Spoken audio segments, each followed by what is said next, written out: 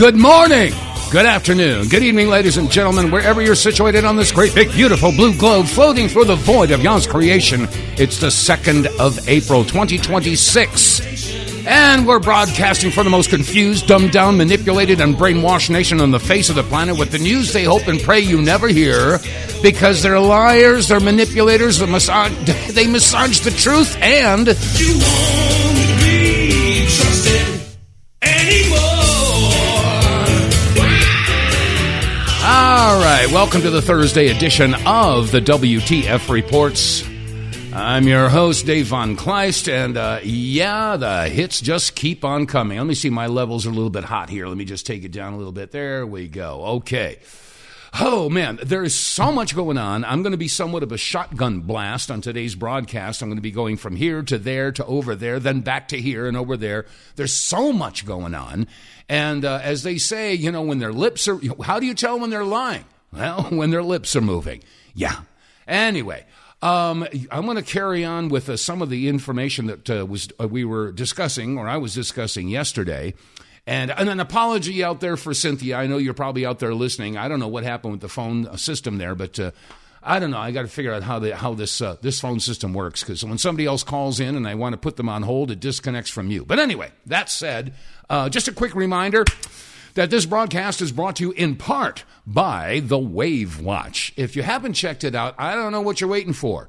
Tesla. We all know that Tesla said frequency is everything. And the more people look into the technology of frequencies, the more they find out that, yes, he was right. And someone who knew he was right was Royal Raymond Rife. And yeah, you might have heard of the Rife machines. Well, Rife machines deal with frequencies. And Linda Banber figured out how to take these frequencies and shrink them down into a wristwatch. Yeah, a little wristwatch that you wear, and it basically has thousands, over 1,000 frequencies in there for all kinds of stuff. Now, I'm not here to say it's going to cure or treat anything, but it sure has helped me in a bunch of different things, and people who I've loaned it to have said, hey, this thing's kind of cool, and I say, yeah. So anyway, check it out. Go to our website, TheWTFReports.com. And a pop-up window will take you to an area where you can read about all the specifications and how this thing works. And once you understand how this Wave Watch works, you might want to consider saving $100 by using our promo code REDPILL100. It'll automatically be applied if you decide that you purchase through the website. So, hey, check it out. The Wave Watch is a pretty cool little piece of technology that you really ought to know about. Okay, where do I start? Well, first of all, yesterday's program, there's a lot of people now that are, talking about aliens, about hybrids, about UFOs, about technology, okay? And yesterday, I was playing some audio clips from Lauren Boebert and Anna Paulina Luna, Matt Gaetz, and also now joining the fray is Tim Burchett. Now, Tim Burchett has been talking about this. And he was on Newsmax with, what's his name, Finnerty. And anyway, this is what Tim Burchett had. We have to pay attention to this stuff, folks. This is pretty amazing stuff. Give a listen to this. Again, this is Tim Burchett. Heard about this, an absolutely wild story at a time when we could be on the verge of some kind of disclosure about alien life and UFOs from the White House. They've said this. 4 people who worked in government programs and knew a whole lot about that topic have either vanished or have been murdered. Mm-hmm. The first was retired General William Neal McCasland, who had ties to UFO programs in the government. He disappeared suddenly from his home in New Mexico in February. He left his phone, his glasses, and his watch at home. He also worked at an Air Force base that reportedly held the debris from the Roswell, New Mexico crash in the 1940s. Then it was Monica Reza, a former NASA engineer who worked directly under General McCasland on advanced propulsion engines. She vanished while hiking in California last June with friends who say they have no idea what happened. Then it was Nuro Lareyo, the director of plasma science at MIT. He was murdered in his home in Boston in December. And then it was Carl Grillmar, a Caltech astrophysicist who discovered water on another planet where there may have been life. Carl was murdered randomly in his home last month. Our next guest says this was not a coincidence. everybody's thinking it's UFO, but he had some nuclear secrets. There's just too many of them disappearing, Benny. Nothing happens by coincidence in this town or around this town. Tennessee Congressman Tim Burchett is joining us. He's also a member of the Oversight and Foreign Affairs Committee. Congressman, good to see you. What do you think's going on here? You listen to this. Well, I don't know exactly. I just know there are no coincidences in this town. These folks have disappeared or died mysteriously, and there's only thing that ties them together is the fact that they worked on things that are dealing with outer space, whether it's UFOs or nuclear secrets or missiles or what have you. But I think we need full disclosure. When I'm in a meeting, in a closed door meeting, and I ask about the president's points on these, and then I'm told by some arrogant, unelected bureaucrat that the president is on a need-to-know basis, I think that says everything it needs to be said about what's going on. I think there's an arrogance, there's an underlying, and I talked to the president about this. I said, it's just layers of the onion, Mr. President. You peel one off, and there's another one underneath. You put your top people in, and it's just too much to clear out in 4 years, and it's just we've got a real problem, I think, in this area, and I think you've got some arrogance. When I sit in a meeting and some little punk with a man bun is sort of running the show, and you have decorated military officers in the meeting there that are basically unallowed to say anything, and you can read their faces of what's going on. Well, General McCaslin, he was not a minor player at Wright-Patterson Air Force Base. He was there for more than 35 years. At one point, he was the top guy at that base, and he just disappears. His family has no idea what happened.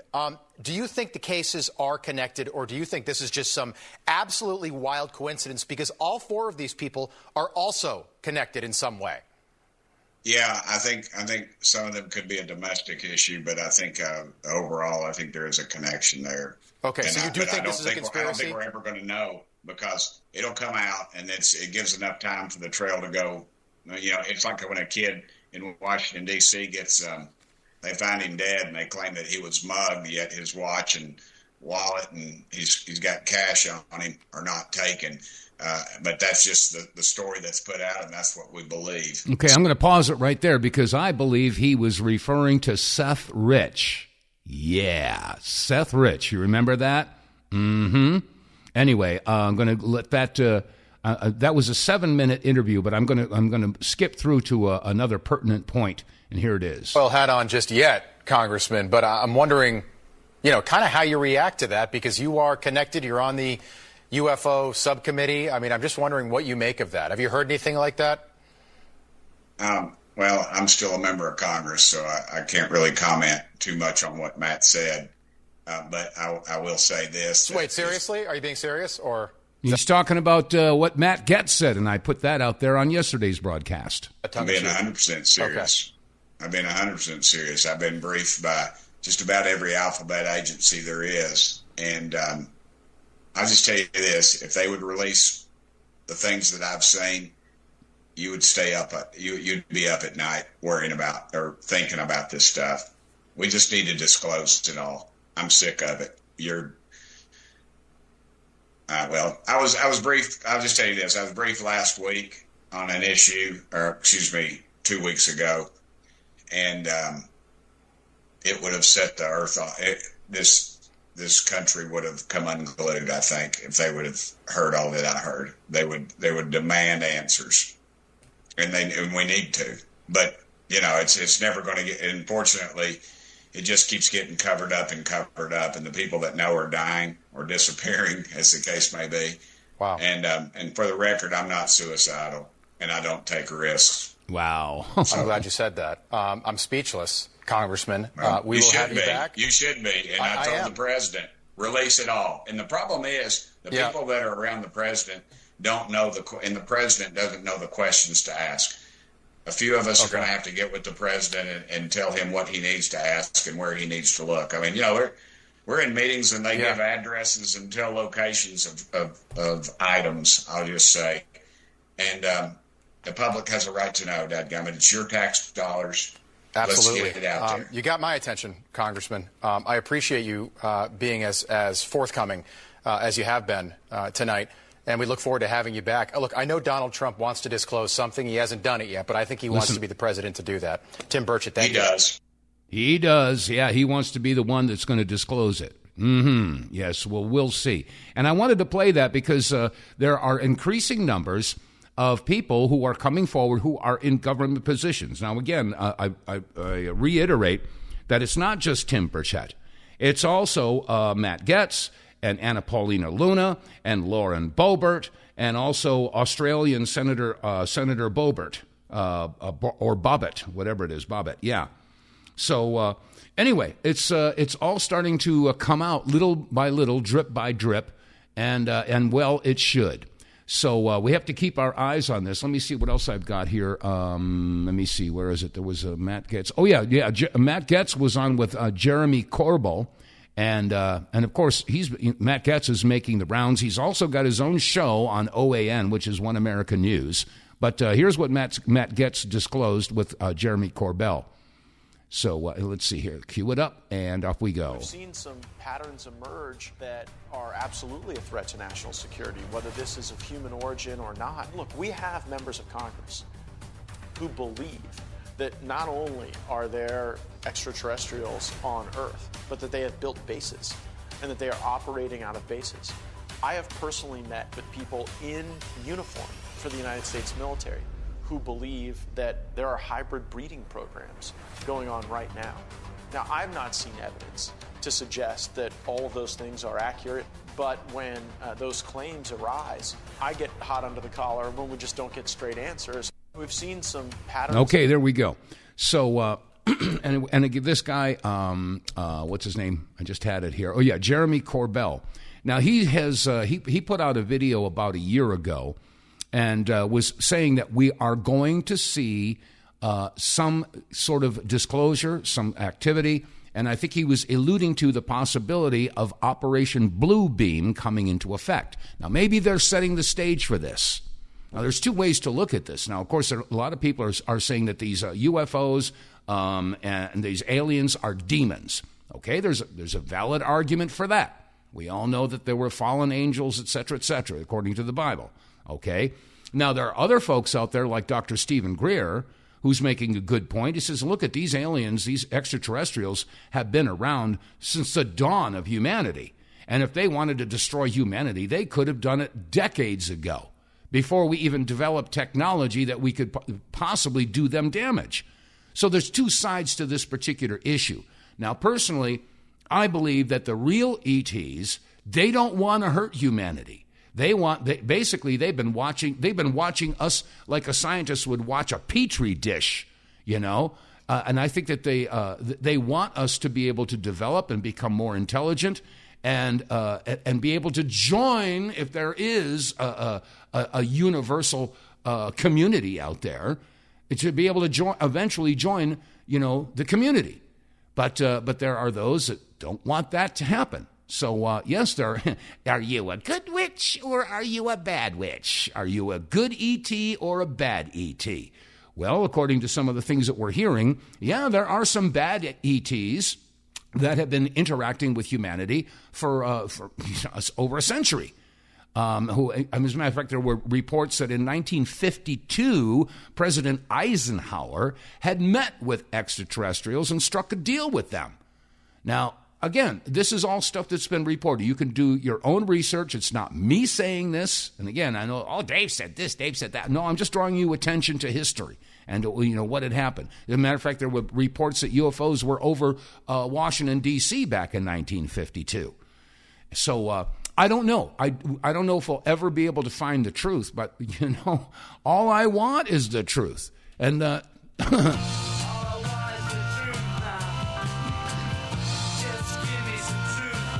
yeah, that's all we want is the truth. That's all we want is the truth. And we deserve it. So anyway, let me see what else I've got here on this particular subject. Like I said, I don't want to be too schizophrenic on you know, bouncing from one issue to another. But I don't want this whole thing with the extraterrestrials and the reptilians and the alien bases and the hybrids. It's not going away, folks. It's not. So we just have to be able to pay attention, keep our eyes open, keep our ears unplugged, and come to our own conclusions, and above all else, think outside of the cage. When I say that, I mean the mainstream media is doing everything they can to gaslight, manipulate, massage, and basically lie about everything. Okay, just on a very quick visitation on the topic of AI. Now, a lot of people are using AI. I mean, there's ChatGPT, and there's all these different AIs that are coming out, and people are using them. And there's also reports that these AIs have started to communicate with each other and having their own chats, and they've developed their own language that nobody can decipher. And it's looking more and more like the Terminator movie. And if AI establishes itself and sees the flaws in humanity, they might wipe out humanity. As a matter of fact, there was a scientist, and I don't know what his name is here, but he said, well, I'll just let you listen to what he had to say. And here it is. I got it. The new paradigm, AI. In the last few weeks, a major jump in AI capabilities has produced such systems. We have now entered the new paradigm, AI agents. Last week, we found out that hackers manipulated Claude Code to break into Mexican government systems and steal data on over 100 million people. It planned and executed most of the sophisticated campaign itself. And now we're starting to see loss of control incidents. These include agents stealing passwords, harassing developers, and modifying themselves to evade shutdown in order to achieve the often mundane goals they have been given. Over the weekend, we found out that Chinese tech giant Alibaba produced an agent that, unbeknownst to their engineers, had created an elaborate hack to mine cryptocurrency for itself, despite being given a completely unrelated goal. These loss of control incidents are concerning because they are the precursors to agents that could permanently evade human control and act adversarially in ways we cannot detect or stop. This is why hundreds of leading scientists, business leaders, and policymakers are calling AI an extinction risk. An extinction AI development risk is now a national security emergency and needs to be treated as such. Okay, I'm going to pause it right there. Did you hear what he said? This could represent an extinction-level event if this goes unchecked. And by the way, this the presenter here, his name is Wyatt Tassari Lali. And I don't know what conference that he was speaking at, but this is some scary stuff. On its own. Our strongest card is to convene talks, propose solutions, and lay the groundwork for an AI treaty that the U.S. and China might sign when they wake up to the crisis and realize they have no alternative. Note that heads of Anthropic and Google DeepMind recently stated that they are willing to pause AI development if other companies do the same. Currently, governments have little to no visibility into AI agent populations or activity. This means the incidents that have been publicly reported are very likely just the tip of the iceberg. To make a COVID analogy, the release of the latest AI agents is like that initial outbreak in the wet market in Wuhan, China. Most of the world is still unaware of its implications. Wow. This is some scary stuff, folks. Now, remember that if you look historically, every time that a technology is discovered and developed, it is immediately looked at as a possible weapon. And AI... AI knows this. So we have to keep this in mind. And I'm very, very hesitant about using any AI. I don't know. I got a friend of mine that uses it. He says, Dave, man, this is the way to go. You know, he says, this is what's happening. I mean, if you don't use AI, you're going to be left in the dust. Everybody else is using it. I mean, AI is creating artwork. It's creating music. It's creating news articles. Matter of fact, I remember hearing that somebody said that half of all of the articles that are being published right there in all of the publications and all of the websites, half of them are created by AI now.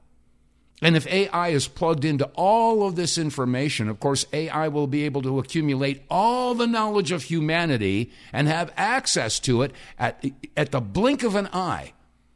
So, I mean, that's scary power. That is some scary power. And if AI recognizes the fact, and I'm not saying the idea, but the fact that human beings just can't get their stuff together.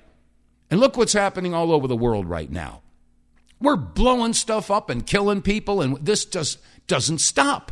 It just doesn't stop. So if AI sees this, you know, the AI could see that these human beings, they're just going to destroy everything, so we might as well get rid of them. So Anyway, we are living in some interesting times, folks. Ain't no doubt about it.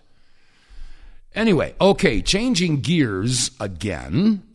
What's going on over there in Iran? Now, we're being told over and over, with Hegseth and Trump and Rubio, and they're all saying this is all going according to our plan, and we should be able to wrap this up in a couple of weeks, and we are absolutely destroying Iran's infrastructure and military capabilities, and they can't do doodly squat. Meanwhile, the mainstream media isn't showing you anything about what happened in Israel. They're not showing you anything that's going on in Tel Aviv. Why wouldn't they show you that? I mean, if they want to push the idea that Iran is so evil, they would want to show you that because it would destroy morale. That's why. And I got to tell you, let me see. I got a couple of clips here from Scott Ritter. Let me see. Where is it? Oh, yeah. Here's a clip from Scott Ritter 20 years ago. Okay. Listen to this. And off we go. Bam. Why doesn't my colleagues in the American press do better with this story? Okay, here it is. Well, one of the big problems is, and here goes the grenade, Israel. The second you mention the word Israel, the nation Israel, the concept Israel, many in the American press become very defensive. We're not allowed to be highly critical of the state of Israel. And the other thing we're not allowed to do is discuss the notion that Israel and the notion of Israeli interests may in fact be dictating what America is doing. No, really? That what we're doing in the Middle East may and the people applauding, they recognize it. Not be to the benefit of America's national security, but to Israel's national security. But see, we don't want to talk about that because one of the great success stories out there is the pro-Israeli lobby that has successfully enabled themselves to blend the two together so that when we speak of Israeli interests, they say, no, we're speaking of American interests. It's interesting that AIPAC and other elements of the Israeli lobby don't have to register as agents of a foreign government. It would be nice if they did, because then we'd know when they're advocating on behalf of Israel or they're advocating on behalf of the United States of America. I would challenge the New York Times to sit down and do a critical story on Israel, on the role of the role that Israel plays in influencing American foreign policy. There's nothing wrong with Israel trying to influence American foreign policy. Let me make that clear. The British seek to influence our foreign policy. The French seek to influence our foreign policy. The Saudis seek to influence our foreign policy. The difference is when they do this and they bring American citizens into play, these Americans, once they take the money of a foreign government and they advocate on behalf of that foreign government, they register themselves as an agent of that government so we know where they're coming from. Mm-hmm. That's all I ask the Israelis to do. Let us know where you're coming from, because stop confusing the American public that Israel's interests are necessarily America's interests. I have to tell you right now, Israel has a viable, valid concern about Hezbollah in southern Lebanon. If I were an Israeli, I'd be extremely concerned about Hezbollah, and I would want to do everything possible to nullify that organization. As an American, I will tell you, Hezbollah does not threaten the national security of the United States of America one iota. So we should not be talking about using American military forces to deal with the Hezbollah issue. That is okay. I'm going to pause it right there. Now, Hezbollah, we've heard about. Al-Qaeda, we've heard about. ISIS, we've heard about. And Hamas, we've heard about. But have you heard that all of those organizations have been backed by Israel? Yeah. You create the enemy so you can fight one. As a matter of fact, it's all coming out now that Hamas has been given $35 million a month from Israel. But of course, they didn't just go over to Hezbollah and give it to them. No, they gave it to Qatar. And then Qatar would funnel that money back to Israel. But the people in Qatar knew that that Bibi didn't want to have didn't want to be blamed for it. So, but they did. What they did is they asked Netanyahu to make that request in writing, and he did. So there's a paper trail. Israel, or Netanyahu and his regime, has been paying Hamas to do what they're doing. All right, I'm going to let this clip finish up here. It's an Israeli problem, and yet you'll see the New York Times, the Washington Post, and other media outlets confusing the issue. They want us to believe that Hezbollah is an American problem. It isn't, ladies and gentlemen. Hezbollah was created 3 years after Israel invaded Lebanon, not 3 years after the United States invaded Lebanon, and Hezbollah's sole purpose was to liberate southern Lebanon from Israeli occupation. Okay, stop again. Lebanon. Now, this clip that you're listening to is 20 years old when Scott Ritter was talking at The Nation, all right? And here he is talking about Israel invading southern Lebanon. Well, guess what? Israel is invading southern Lebanon again. This never stops. This is what Israel does. Anyway, so that's Scott Ritter 20 years ago, discussing exactly what we've been talking about for some time. All right, now let me see. There's another clip here. I think I have it here. Where is it? No, I'll tell you what. Let's skip that. I'm going to change gears again. I'll be right back after these messages. Get More Tank will save you money every month on gas. Get More Tank is a tablet with active ingredients that adds big mileage to every tank. Made in America, the Get More Tank formula is used by trucking companies and heavy industry. Now the Get More Tank formula is available to you. Get More Tank works in any gas or diesel engine, cleans your engine, lowers emissions, and you'll feel improved engine performance every time you step on the gas. Get More Tank works for cars, trucks, boats, motorcycles, four-wheelers, mowers, and blowers. Hey, if you got an engine, then Get More Tank. Contractors, electricians, plumbers, painters, and lawn service companies, Get More Tank will save you money and extend the life of your engines. If you're an owner-operator running your big rig around the town or across the country, Get More Tank will save you money too. If you're a farmer, all of your equipment can use Get More Tank. A 5-pack on sale at GetMoreTank.com for just $22.22 plus shipping. Use the promo code REDPILL101 and get 10% off. Save your money, save your engine, save the earth at GetMoreTank.com. Get More Tank is EPA registered, doesn't void warranties, results vary. And of course, you can get more tank by visiting our website. Go to TheWTFReports.com. Don't forget the word the, T-H-E, TheWTFReports.com. Click on the sponsors page and it'll take you down to a window where you can click on the Get More Tank window, and it'll tell you all about how and why this fuel catalyst works so well in your vehicle. Doesn't make any difference what make, model, or year that you've got. Of course, it's going to depend on that and how you drive. But the bottom line here is that no matter what kind of car you drive, your car or truck or whatever will benefit from this. Because it's a fuel catalyst. It changes the way the fuel burns, which means it burns cleaner. It burns at a lower temperature. It also cleans out the engine. It gives you more power. And the moneymaker is that after a few tanks, you're going to start to see an improvement in your mileage. And with the price of gasoline these days, it's a no-brainer, folks. Anything we can do to save money at the fuel pump is going to be beneficial. So if you're getting anywhere between 15 and 20% better mileage in your vehicle, do the math. $20 with the promo code gets you 5 tablets, 1 tablet per tank. And if you're getting 20% better mileage, that means your 5th tank is free. Spend $20, get a free tank of gas. It's a no-brainer, folks. Plus, you get more power. Everything is good about this. There's no negativity about it. And if you have a doubt on this, I don't want to do that. It might screw up my engine. Well, go and read. Read. Go and click on it, and all the data is there. All the scientific stuff is there. So once you've gotten yourself educated about Get More Tank, how and why this stuff works, then go to our website and get more tank. You'll save a lot of money, and your car or truck will drive better.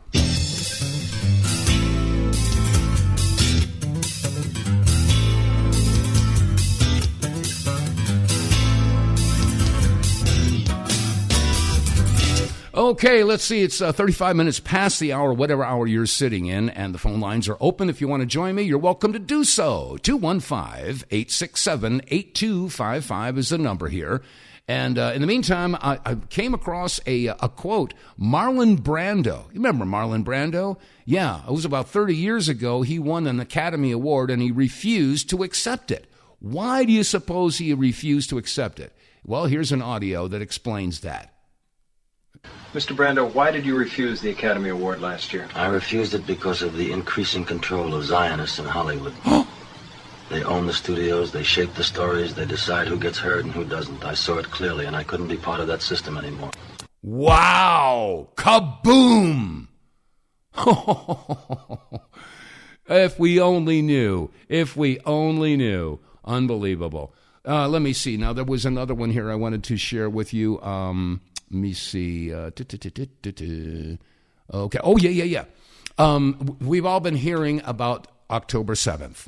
And all of our elected officials and all the folks in Israel, they keep on saying October 7th, ever since October 7th, October 7th, October 7th. That's right up there with Holocaust, the Holocaust, the Holocaust. God's chosen people, God's chosen people. Israel has a right to defend itself. Israel has a right to defend itself. Our greatest ally, Holocaust, 6 million, Holocaust, October 7th, October 7th. When does it stop? When does it stop? Well, anyway, Ben Swann has been, he's a very, very respectable investigative journalist, and he has uncovered so much stuff. And for those regular listeners to this broadcast, you know that I've been screaming about the fraud of October 7th ever since October 8th. It didn't make sense. And you know who else was screaming about October 7th? Charlie Kirk. Yeah.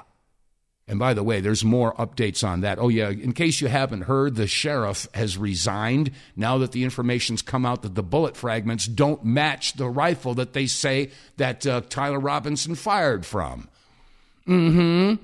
So the whole thing is starting to become unraveled. Everything. TPUSA, oh, man, if you're still, stumping for TPUSA, you better stop, take a look around, and take a step back. Because they have been co-opted. They have been taken over. They have been hijacked. And you have to ask the question, as far as the assassination of Charlie Kirk, who benefits? I mean, we're dealing with some diabolical, monstrous mentalities here that have access to cutting-edge technology. But anyway, I digress. Ben Swann did a really in-depth exploration about what happened on October 7th. And I'm not going to play the whole thing, but you need to hear this. This is a good segment by Ben Swann. Here it is. And like I said, here it is. Cue it up. There we go. Into the evidence that suggests there was some type of military stand-down order on October 7th, it's important to remember that Israel is just slightly bigger than the size of the state of New Jersey.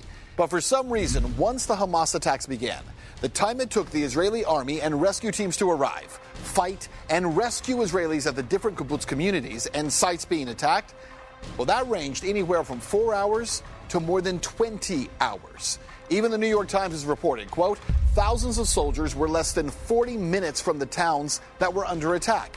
So why did it take so long for help to arrive? For example, Kibbutz Be'eri was under siege by Palestinian militants beginning around 6 a.m. That was the morning of October 7th. A video that Israeli media obtained from an army helicopter, corroborated by Israeli survivors, proves that there were more than 500 Israeli soldiers directly outside of the kibbutz entrance, fully armed with Humvees and tanks, but not until 4:30 in the afternoon.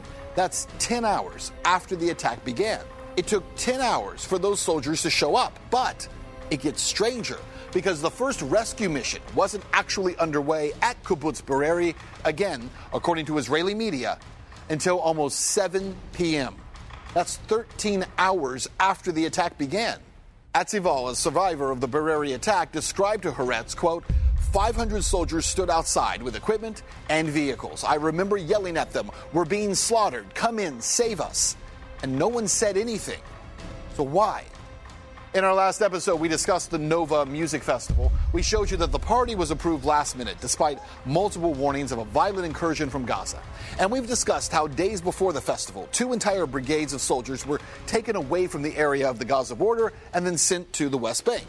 And you might think that immediately upon receiving information of a devastating attack on partygoers, military authorities would alert units to immediately exit their bases, race to the site of the conflict, and go on the counterattack, right? But that's not what happened. Haaretz reported, quote, at 7 a.m., the party organizer called Lieutenant Colonel Elad Zandani, the man tasked with approving the festival, and told him that terrorists were shooting the partygoers. He suggested that they fend for themselves. The first IDF forces arrived at the party scene at 3 p.m. That's 8 hours for a response time for one of the most efficient, capable, and well-militarized security forces in the world, operating in a country the size of New Jersey, with their Gaza division only a few miles away. What makes it even more strange, around 4 hours into the Hamas assault at 10:46 a.m., Israel was already launching operations and bombing targets inside of Gaza. So hold on. Let that sink in. If Israel could begin an offensive attack into Gaza within 4 hours, why did it take more than 6 hours? In most cases, more than 10 hours, and in some cases, 20 hours to mobilize inside their own country to stop the ongoing attack. Okay, I'm going to pause it right there. You understand what happened there. When this whole thing on October 7th broke out, the first military action that was taken was to bomb Gaza. Not to defend the Israelis on their own territory. No. This is a clear indication that this was a Hannibal directive action. Yes, they did it to themselves. To defend the lives of their own people. Jonathan Pollard is an Israeli American. He's a former National Security Agency employee. He served 30 years in federal prison for giving classified information to Israel. Of course, you should always be skeptical of the claims of a former spy, but on a podcast, Pollard seems to suggest there was a military stand-down order in place on October 7th. And considering all the evidence, it makes sense. I had friends who were helicopter pilots, attack pilots, who were sitting in their cockpits ready to take off, fully loaded, ready to stop them at the fence. They didn't get their orders for 6 hours. They could hear it. Wow. They could hear the fighting.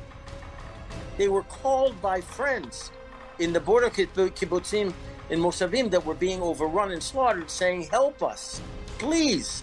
They're killing our children. They weren't given permission to take off.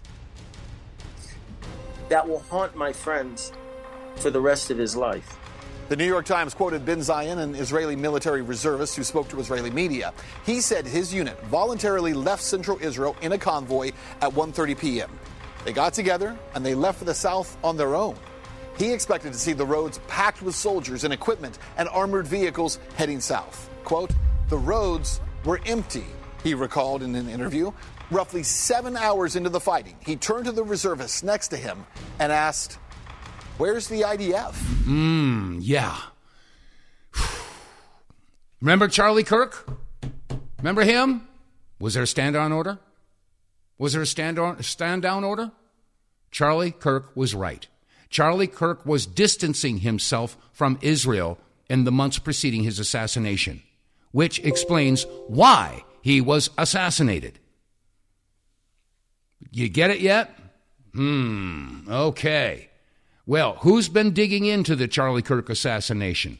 Who has been on the forefront of digging in and trying to find out who killed Charlie? I wonder who that person could be. Well, let's see. Where is it here? I had it here. Candace, where are you? Oh, gosh. Okay, well, I know what I have to do. Let me see. I thought that I'd save that to another file, but let's see. I have to go here. Sorry about this, folks. I thought I had this one all queued up. Now I have to go searching for it. But where is it? Where is it? Last night in Trump's speech, he was suggesting that that Candace Owens be sued.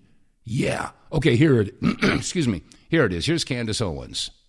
Special shout out goes to President Donald Trump, who today had their little Easter celebration. Erica Kirk was in attendance, and he told her he should sue people that are making fun of her because they're jealous of her. It's like how far they fall, how far they fall. He's like fully Jewish now, I think, like he's just like, it's all of the Israelis. Sue if your feelings are hurt. Sue. That's like, I think Ben Shapiro to the show. She should sue her. Anyway, we should watch that clip of what Trump said. Take a listen. Delighted to join the countless Christians across the country and around the world as we prepare to celebrate a thing called Happy Easter. Do we have that? Everyone happy? Anybody that doesn't want? Hello, darling. Wow, this is a good table. I like that table. You're doing well, right? Okay. I think you should sue them, but, you know, I told her, you ought to sue somebody. They're so jealous of Erica. Yep. I said, you ought to sue their... I can say it. You're not allowed to say this. You have to be nicer. Sue their ass off. But I want to thank all of those who are helping us honor Holy Week here. Wow. What a way to honor Holy Week. Sue them. Sue them. Everybody's just jealous of you. It's like there's something that's just so middle school about this. It's, no, we want to know who killed Charlie Kirk. So could you park aside the lawyers and get information for us, Trump? No, you can't do that, can you? Right? You obviously can't do that. You know, if you're going to sue somebody, maybe people that are in the Epstein files, a good reason to sue is like getting away with raping kids for decades and protecting them because of who they are. Yeah, maybe somebody, the 33 Club should be sued. What a concept. You're going to sue Drewski? You're going to sue us for knowing that they're lying about everything, for keeping track of their lies? By the way, I would like to keep reminding you that most of us welcome a lawsuit because then they would be required to give us the information that we're asking for. Correct. That would be great. It's called discovery. It would be required to provide the information so there's no more guessing. We don't have to guess. We can demand. We could do exactly what Tyler Robinson's defense is doing, saying, how did you get this technology? We'd like to see the literal receipts. What was the chain of custody? The reason you should never sue, which is just some advice, is if truth is not on your side, because it will come out eventually. It'll be painstaking. Because the easiest thing to do, if truth is on your side, is just answer the questions. Hand your phones over. Do a long sit down, right? Publicly. Do it for the public. And they're not going to do that, right? It's just, we're powerful. We have money. Scott Besson can issue letters on the spot and say they're great. Look, we are at the White House celebrating Easter. That's power. There is no true power without truth. Correct. And that's what they're learning. This is a lesson that they're learning. It is just a figment of your imagination if you don't have truth on your side. It's an illusion. And it's very easy to cut through that illusion with truth. Mm-hmm. God bless you, Candace. Keep on going. And all the other researchers, independent researchers all over the country and all over the world that continue to dig into the assassination of Charlie Kirk. Because I don't think it's too hard to figure out, once you ask the question, que bono, who benefits? Who benefited from the assassination of Charlie Kirk? Who benefited from his voice being silenced? Who benefited from Charlie Kirk's continuing doubts about the direction that Israel was taking this country in? And people are waking up all over the place. And I got to tell you, I'm glad that they are. But, there's a lot of people who still have their heads stuck in the sand. Shall we say? In the sand. Yeah, in the sand. That's what I was going to say. But in the meantime, we're being lied to left and right and right and left. And we have to stop and realize that the influence in our country, and, you regular listeners know exactly where that influence is coming from. That influence is going to, I think it's going to eventually lead to a civil war in this country. Now, a lot of people have been hearing about, possible civil war being, the liberals versus the conservatives and the right versus the left. No, it's not going to be a horizontal right versus left conflict. It's got to be from the bottom to the top. And if we look at the top and you see who's pulling the strings at the top, you start to realize how huge the beast is and how much control this beast has. And you don't have to have much of an imagination to figure out who the beast is. Now, I got to tell you, I am not here to try to create any type of ethnic war. The Old Testament Jews, as a matter of fact, I'm going to go off on a little tangent here. When Moses got the 10 Commandments, that was sort of the creation of Judaism, okay? And Jesus was a Jew. His disciples were Jews, okay? However, in the time between when Moses got the 10 Commandments and it was established, the Jewish faith was established, and the 2,000 and 2,200 years, whatever it was, between the 10 Commandments, the beginning of the Old Testament, and the New Testament, the birth of Jesus. Okay, that's, like I said, 2,200 years, something like that. Don't hold me to it. But so I have to ask the question, is it possible that the powers that be had corrupted themselves during that long period of time? I mean, here we are, we're going to be celebrating 250 years in this country. And you look at the time between our founding fathers gave us the freedoms, they gave us our Constitution, they gave us the United States of America, and now we look in 250 years. Is it safe to say that we've been corrupted? I think that's a no-brainer. So if we can be corrupted in 250 years, do you think that the Jewish faith could be corrupted in 2,000 years? The rise of the Pharisees? Now, were the Pharisees Jews, or were they imposters claiming that they were Jews and they were actually into money and power? Okay, the real Jews are regular people.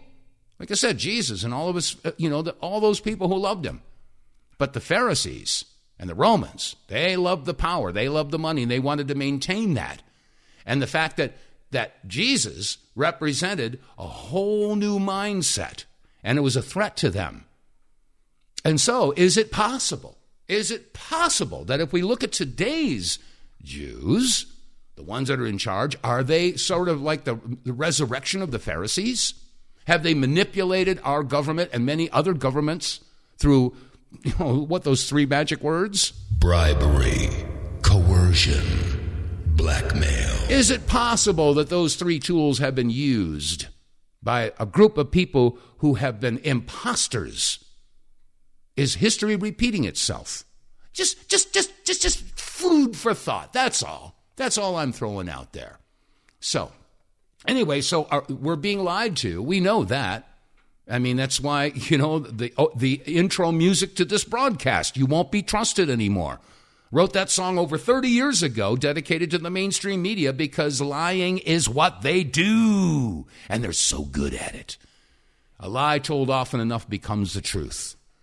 So, we're being told, not to change gears again, we're told now that this war with Iran is going according to plan. Yes, we should be done with this in just a few more weeks, and we're decimating their military. They're incapable of doing this or doing that. We've taken out all their missile launching systems. We're destroying their infrastructure.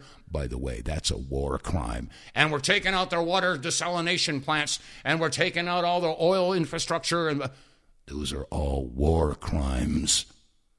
So meanwhile, what's really happening in Tel Aviv? Like I said a few minutes ago, we don't see any video footage whatsoever coming out of Israel of the damage that's been done. No, they're not telling us at all.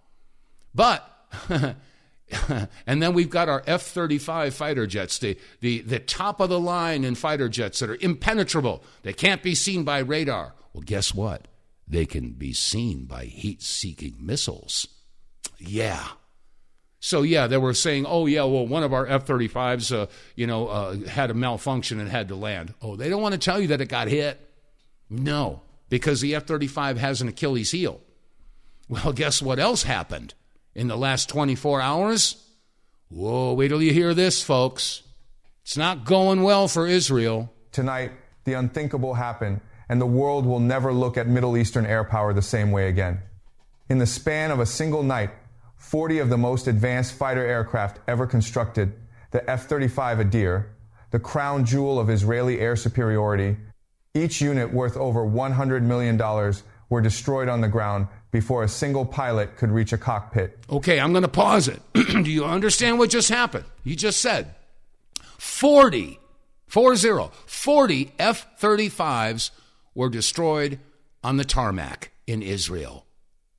Oops. $4 billion in American-built aerospace technology vaporized in darkness, not by a peer military with aircraft carriers and satellite constellations, by Iran, by a nation that Washington has spent 5 decades trying to strangle through sanctions, covert operations, and relentless diplomatic pressure. Okay, I'm pausing it again. Wait a second. I thought they told us that all of their missile launching capabilities had been destroyed. I guess they weren't. I guess they lied. The instrument of destruction was the FATH 360, a precision ballistic missile system that the Western defense establishment had largely dismissed as a regional nuisance, a short-range weapon, a propaganda piece, something to be intercepted, neutralized, managed. Last night, that dismissal cost Israel its entire forward airstrike capability in a single operational window. Okay, that means their entire offensive, all of their power was destroyed. Nevatim Air Base, the primary home of Israel's F-35 fleet and the launch point for every major Israeli airstrike across the region, was hit by a coordinated salvo, so precise, so compressed in timeline, and so overwhelming in volume that Iron Dome, David Sling, and every layer of layered defense Israel possessed could not prevent the catastrophe from unfolding. By the time the smoke cleared over the Negev desert, the strategic equation of the Middle East had been permanently rewritten.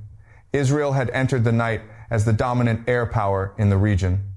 It exited the night as a nation without an offensive air force. Wow. And Washington, which had guaranteed Israel's qualitative military edge as a cornerstone of American foreign policy for half a century, found itself staring at a gap in its regional architecture that no emergency resupply can fill overnight. Tonight's analysis takes you inside the strike. We will break down the FATH 360's technical architecture and why it defeated every defense system thrown against it. We will examine how Iran planned and executed a simultaneous multi-base assault without triggering early warning until it was too late. We will assess what the loss of 40 F-35s means for Israel's capacity to continue operating across every theater it is currently engaged in. And we will map the geopolitical shockwave now radiating outward from this single night, reaching Washington, Moscow, Beijing, and every Gulf capital simultaneously. The truth of what happened last night is more consequential than anything the mainstream defense media is currently willing to say out loud. No kidding. The mainstream media is not going to tell you that. But how can you avoid it? 40, I mean, oh my God, 40 F-35s destroyed in a single attack by Iran. And by the way, I guess our military strategists haven't figured out that Iran is not Iraq. Iran has been preparing for this for decades. Ever since Bibi Netanyahu started screaming back in the 80s about how Iran has got to be taken back, and then in the 90s, Iran is only a couple of weeks away from a nuclear bomb. Do you think that the Iranians weren't listening? Do you think that they weren't saying, oh my gosh, one of the most powerful military forces in the world is gearing up and ramping up and saber rattling that they want to take us out? So do you think that they weren't preparing for this? You think that they weren't developing their intel and their military capabilities and their missiles? Of course they were. And I got to tell you, they're several steps ahead of the Americans and the Israelis. This is not going to go well for Israel. I think Israel is about to, shall we say, face justice. And I feel bad for all of the innocent folks out there that had nothing to do with it. But unfortunately, hey, that's where we're at.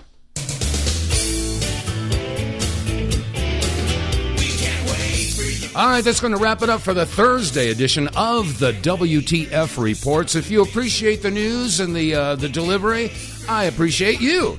And if you're listening on YouTube or BitChute or Facebook or Rumble or whatever, please click like, share, subscribe, and above all else, spread the word. Word of mouth is the best advertising. And while you're doing it, hey, do some business with us. Pick up a Wave watch or get more tank or pick up some merch. We got baseball caps and T-shirts and coffee mugs. And also a T-shirt with those 3 magic words. Anyway, that said, that's going to wrap it up for today's broadcast. I thank you for your listenership. I'll be back again tomorrow, God willing. So stay safe, stay free, and I'll see you tomorrow.